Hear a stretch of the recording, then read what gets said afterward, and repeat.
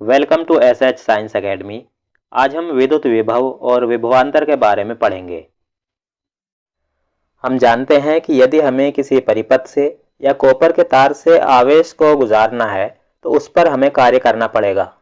जैसे मान लो हमारे पास ये एक कॉपर का तार है, तो इसके अंदर के सभी इलेक्ट्रॉन्स रैंडमली मूव करते रहेंगे, यानी इधर उधर गति करते रहेंगे जब तक कि हम इसमें कोई विभवांतर ना लगा दें, जिसकी वजह से इसमें टोटल करंट 0 होगा।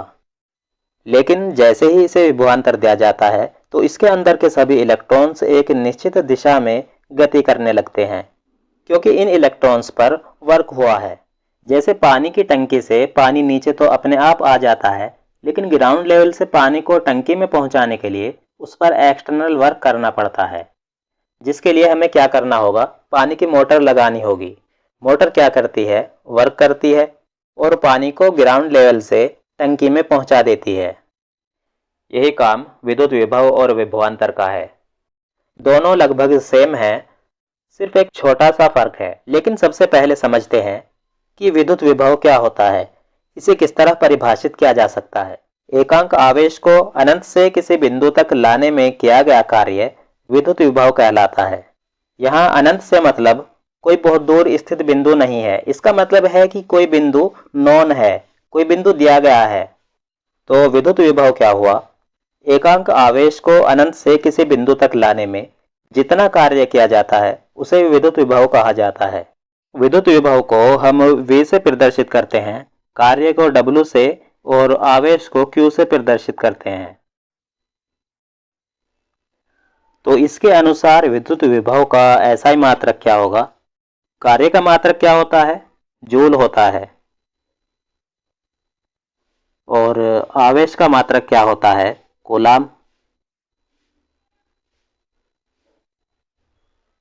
तो इसका SI मात्रक हो जाएगा जूल पर कूलाम।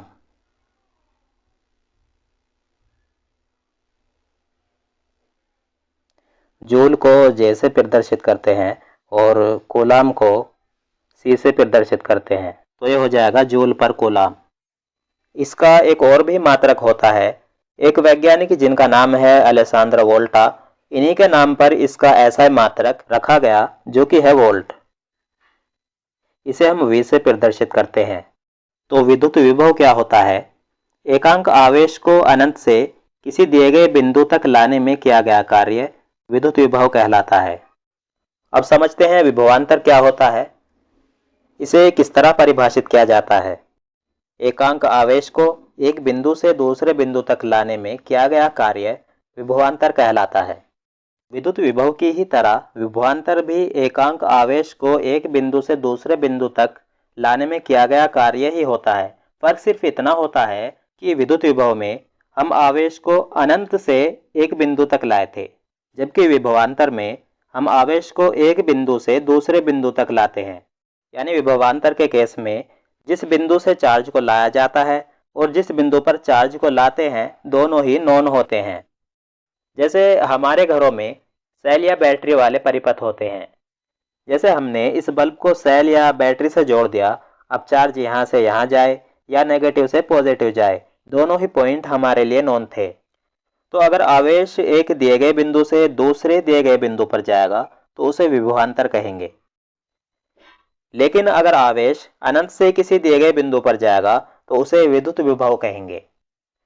जैसे हमारे घरों में परिपथ होते हैं जिनमें आवेश अनंत से आता है, उसके लिए हम विद्युत विभव कहेंगे। लेकिन सेल या बैटरी वाले नॉर्मल सर्किट्स के लिए हम विभवांतर शब्द का इस्तेमाल करेंगे, क्योंकि चार्ज एक दिए गए बिंदु से दूसरे दिए गए बिंदु पर जाएगा।